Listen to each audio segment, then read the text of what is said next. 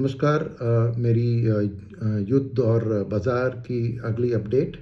Well, आज again एक Nifty का पॉजिटिव 23,600 के करीब क्लोज हुआ, ऑलमोस्ट 0.8% अप। और आज mid and small cap index भी अप रहे थे। मिड कैप तो 1% अप था और स्मॉल कैप करीबन सेम लेवल एज निफ्टी। तो क्या है कारण? अभी एफआईएस की बात करें तो अभी भी आज भी बिक वाली उन्होंने करीबन 4,000-5,000 करोड़ आज भी बेचा और 5,000 प्लस करोड़ डीआई ने खरीदा, तो नेट थोड़ा पॉजिटिव था। और उसके अलावा मैंने देखा है कि एनएससी की डेटा है या बीएसई में एक ऑफ मार्केट डील भी उन्हें 5,000 करोड़ बेचा एफआईएस ने अक्रॉस एनर्जी, फाइनेंशियल्स, कंजम्पशन ऐसी स्टॉक्स में बल्क डील जो डीआईएस ने अब्जॉर्ब कर लिया। तो इस हिसाब से क्लियरली आपको क्या दिख रहा है कि दो चीज़, एफआईएस अभी भी नेगेटिव है क्योंकि वॉर का सिचुएशन में कोई बदलाव नहीं है। आज भी तेल $102 पे ही ट्रेड कर रहा है।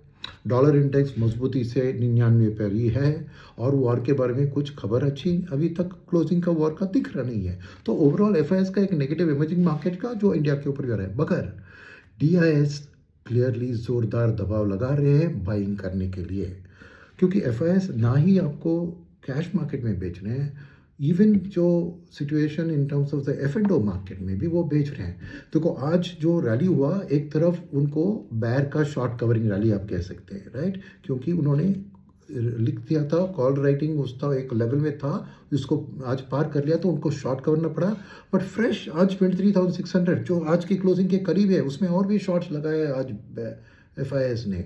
तो उनका कंटिन्यूस एक सेलिंग का प्रेशर है, क्योंकि करीबन 2 लाख कॉन्ट्रैक्ट्स अभी भी नेगेटिव है उनके। और आज 5,200 करोड़ का शॉर्ट्स निफ्टी में उन्होंने ऐड किया है एफआईएस ने। इसलिए एफआईएस को लॉन्ग शॉर्ट रेशियो देखे तो 11% तक गिर गया, 11:89। तो क्लियरली एफआईएस की आउटलुक अभी भी एक सेल ऑन राइज इंडिया के बारे में है और वो कंटिन्यू रहेगी। मगर डीआईएस ने इस महीने में कुछ आंकड़े आपको बताता हूँ कि इस महीने अब तक 72,000 करोड़ के करीब एफआईएस ने बिकवाली की है, मगर डीआईएस ने 90,000 करोड़ की खरीदारी की है, 18,000 ज़्यादा। और ये 90,000 का मायना क्या है देखते हैं हम। जनवरी और फरवरी में कुल मिला के हर महीने 40,000 करोड़, यानी दोनों महीने में कुल मिलाकर 78,000 करोड़ ही डीआईएस ने बाई किया। बट इस महीने अभी तो महीना अभी आधा खत्म हो रहा है, तो ऑलरेडी 90,000 करोड़, यानी 2 महीने में जो डाला था उसको पूरा उससे अभी ज़्यादा अभी डाल दिया है और अभी महीना बाकी है। तो क्लियरली डीआईएस को लग रहा है, क्योंकि हर महीने उनको क्या आता है, इनफ्लोस, म्यूचुअल फंड की बात करें क्या 30,000 करोड़ एसआईपी के तरह आता है और ओवरऑल फ्लोस भी उतने ही है। तो 90,000 करोड़, मगर उन्होंने उससे दुगना अमाउंट 1,80,000 करोड़ 3 महीने में डाल दिया है। तो क्लियरली डीआईएस ना ही अपने कैश बैलेंस को ड्रॉ करके मार्केट को सपोर्ट कर रहे हैं, मगर उसके साथ ऑब्वियसली ईपीएफओ और इंश्योरेंस कंपनी एलआईसी भी जम के खरीद रहे हैं। और क्या खरीद रहे हैं, जो कि आप भी देखें, मेटल्स और ऑटो और जो डोमेस्टिक ओरिएंटेड सेक्टर्स है, कैपिटल गुड्स, उसी में खरीदारी कर रहे हैं। तो क्लियरली वो देख रहे हैं कि ये जो गिरावट है उनके लिए एक बाइंग अपॉर्चुनिटी है और अब पैसा लगा के मार्केट को सपोर्ट कर रहे हैं। और शायद उनके मन में लग रहा है कि ये 23,000 का लेवल एक तरह के बॉटम फॉर्म हो चुका है उनके मन में, और उसको ज़ोरदार तरीके से सपोर्ट करें उस लेवल को। अब एफआईएस कल भी देखें 23,600 का कॉल जो लिखा हुआ है, तो अभी उसको पार कर गया। और निफ्टी अगर 23,650, तो अगेन बैर्स को शॉर्ट कवरिंग करना पड़ेगा और कल भी पॉजिटिव हो सकते हैं। देखते हैं वो कैसा है, कुछ बुरी खबर ना आए। मगर ये जो डीआईएस का एक्शन है वो एक क्लियर इंडिकेटिंग दे रहा है कि वो फील कर रहे हैं कि ये जो करेक्शन है काफ़ी हो चुका है और बाइंग का मीडियम टर्म आउटलुक से करना अभी शुरू वो कर रहे हैं।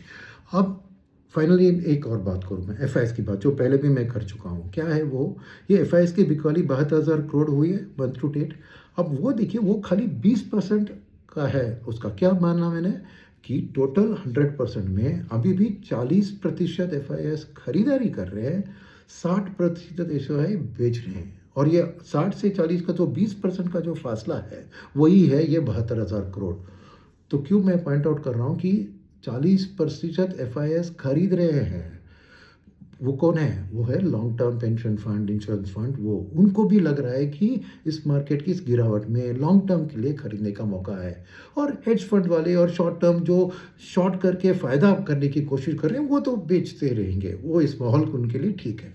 तो मेरा ये मानना है कि एज अ रिटेल निवेशक आपको इस लॉन्ग टर्म DIS और लॉन्ग टर्म FIS की तरह सोच के आपको भी खरीदारी करना है, मगर लमसम में डालने से ऑब्वियसली डरावट रहती है, क्योंकि FIS का अगर प्रेशरिंग सेलिंग प्रेशर और भी बढ़ गया तो मार्केट और गिर सकती है, तो ये टेंशन है। तो इसीलिए धीरे धीरे थोड़ी थोड़ी रकम में आपके पोर्टफोलियो में आप ऐड करते जाइए, जैसे DIS और लॉन्ग टर्म FIS कर रहे हैं। यही मेरी सलाह है। मिलते हैं कल। Thank you.